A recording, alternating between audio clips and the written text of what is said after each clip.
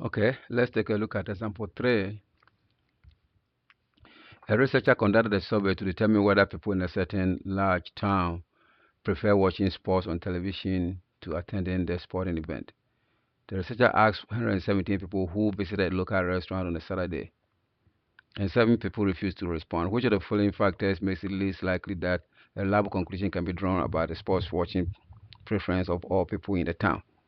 Okay, so now if you look carefully, we're looking at the question says all people in the town. So the sample should represent all people in the town. But so let's take a look at a few things. Right now, there's 117 people that they sample. So we don't know how big the population is. So 17 people may be good. We don't have to worry so much about the sample size, because even though there are only 117 that the researcher selected, it may be reasonable enough to estimate the behavior of the population. Seven people did not respond. It's not a big deal. If 7 people did not respond, that means you have 110 people that actually did respond. So in terms of population and sampling distribution, that may still be okay.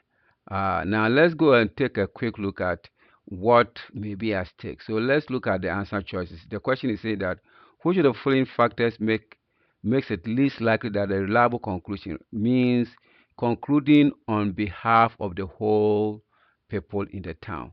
Which of these factors? So sample size, no, sample size may be okay because we don't know how big the population is. So sample size usually, if you do proper sampling, you don't need a large sample to make proper judgment.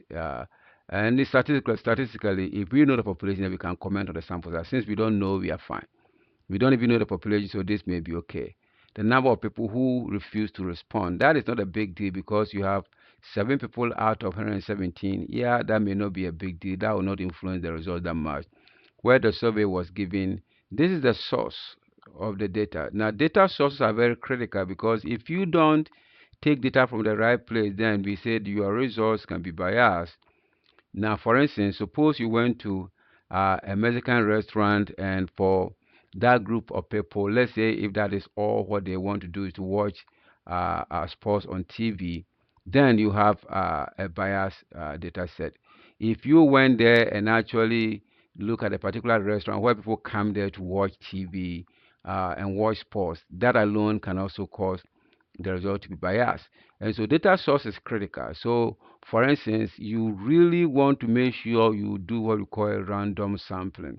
Random sample may mean going into the telephone book, and maybe for every 10th person whose name you see, you select that one. And in that case, it doesn't matter whether the person goes to a restaurant or lives in this part of town, live in a different zip code, then you may be able to get a good data that will be out of the range of bias. And so it appears the source of data is the one that is a corporate, and so your answer choice will be answer choice D.